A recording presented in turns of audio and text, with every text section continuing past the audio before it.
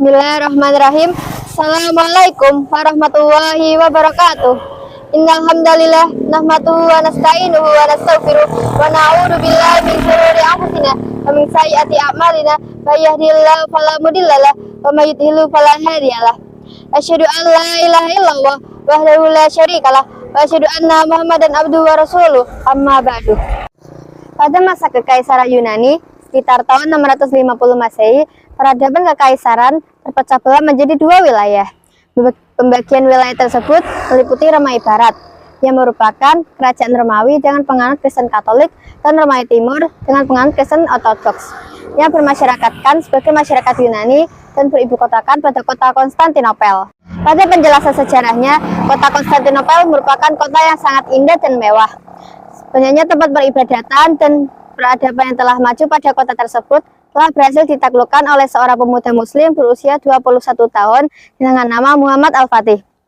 Muhammad Al-Fatih menjadi seorang sultan muda yang memiliki sifat yang angkuh, temperamental, dan keras kepala. Sering sekali sejarah menjelaskan bahwa masa kekaisaran Muhammad Al-Fatih merupakan masa kekaisaran yang sangat kejam. Padahal seorang Sultan Muhammad Al-Fatih merupakan seseorang sultan yang memiliki akhlak yang baik, pandai, dan pintar mengenai ilmu fisika, geografi, sejarah, dan bahasa. Muhammad Al-Fatih mampu menguasai wilayahnya pada saat dirinya berusia 12 tahun dan mampu menguasai 8 bahasa dalam saat ia berusia 16 tahun. Selain hal tersebut, Muhammad Al-Fatih juga telah mendapatkan pendidikan yang terjamin oleh kedua orang tuanya. Pada saat masih kecil, beliau dididik oleh kedua orang tuanya bersama dengan Syekh ulama ahli Al-Quran yang bernama Syekh Ahmad Al-Qurani. Beliau telah berhasil menghafal Al-Quran pada saat dirinya berusia 8 tahun. Setelah itu dilanjut belajar akhlak yang dibimbing oleh Syekh Syamsuddin. Dikatakan Sultan Murad II ketika sedang menunggu putranya dilahirkan, beliau menenangkan dirinya dengan membaca Al-Quran. Saat anaknya telah dilahirkan, Sultan Murad II telah sampai pada bacaan surat Al-Fat. Suratnya berisikan janji-janji Allah akan kemenangan kaum muslim. Muhammad Al-Fatih dilahirkan oleh Permaisuri Aisyah pada tanggal 27 Rajab 835 Hijriah atau 29 Maret 1432 Masehi.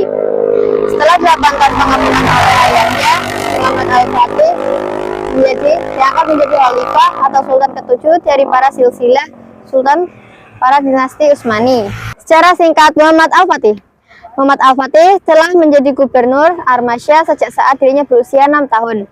Setelah 2 tahun kepemimpinan, Muhammad Al-Fatih dipindah tugaskan ke Manisa oleh ayahnya. Sultan Murad II mengetahui jika anaknya memiliki sifat yang keras, sehingga dengannya beliau menganggap bahwa itu adalah modal utama dalamnya belajar dan menjadi pemimpin. Setelah Sultan Murad II wafat, Muhammad Al-Fatih diangkat menjadi sultan, dan dirinya berusaha akan kembali meningkatkan sejarah umat Islam dan sampai dapat menaklukkan kota Konstantinopel. Usahanya yang pertama dilancarkan pada tahun 44 Hijriah pada zaman Muawiyah bin Abi Sufyan. Kemudian dilanjut pada zaman Umayyah, Abbasiyah, dan terakhir zaman Harun ar-Rasyid pada tahun 190 Hijriah. Namun, usahanya itu gagal. Akhirnya, kota Konstantinopel jatuh di tangan umat Islam pada tanggal 29 Mei 1453 Hijriah. Setelah memasuki kota Konstantinopel, di sana terdapat gereja Hagia Sophia yang merupakan gereja yang diubah menjadi masjid oleh masyarakat umat Islam. Sebelum peristiwa tersebut, Sultan Muhammad Al-Fatih juga telah membangun benteng yang besar untuk mempertahankan wilayah kesultanannya. Pembangunan itu bertujuan untuk menyempurnakan benteng yang dibangun oleh kakek buyutnya yang bernama Abdullah Sari. Benteng tersebut berada di kawasan Asia dan tepat bersebelah timur Selat Bosporus, dan benteng yang didirikan oleh Muhammad Al-Fatih berada di sebelah barat Selat Bosporus. Pada masa pemerintahannya kedua, Sultan Muhammad Al-Fatih bertekad untuk memperkuat wilayah Ottoman, wilayah Angkatan Laut Ottoman, dan berusaha merebutkan kembali Kekaisaran Romawi Timur dari Konstantinopel. Pada awal tahun 1453 Hijriah, ia mengerahkan 80.000 sampai 200.000 pasukan pasukan Ottoman artileri dan 320 kapal untuk kapal perang untuk mengepung Konstantinopel. Pada awal April 1453, Muhammad Al-Fatih menyerang dan mengepung Konstantinopel. Pengepungan berlangsung selama 53 hari. Pada 29 Mei 1453, Konstantinopel berhasil dijatuhkan. Sebenarnya, di sisi lain, dari pihak Konstantinopel yang dipimpin oleh Kaisar Konstantin XI mendapatkan bantuan dari para pembela Ottoman dan Vatikan, namun mereka tidak kuasa membendung itu. Setelah Konstantinopel jatuh, Muhammad Al-Fatih mengerahkan pasukannya ke Provinsi Morea di Peloponnesos pada tahun 1461. Penaklukan berlanjut hingga ke Serbia, Albania, dan Crimea.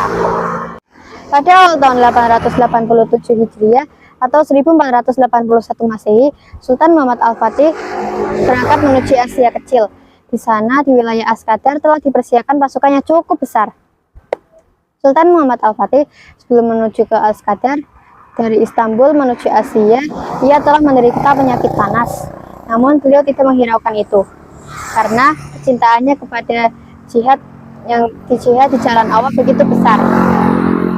Muhammad Al-Fatih tidak menghiraukan itu karena biasanya saat dia sakit, dia akan diberi kesembuhan oleh Allah Subhanahu wa Ta'ala jika terjun ke dalam medan peperangan. Ketika sampai di Askadar, Sultan Muhammad Al-Fatih memanggil para dokter. Namun ketentuan Allah tetap berlaku. Sultan Muhammad Al-Fatih sakitnya semakin parah, dan akhirnya ketentuan Allah pada saat itu, pada puncaknya Allah mencabut nyawa Sultan Muhammad Al-Fatih pada tempat itu. Sekian kurang lebih kultum Ramadan dari saya. Maaf jika kurang jelas, kurang lebihnya saya mohon maaf. Wassalamualaikum warahmatullahi wabarakatuh.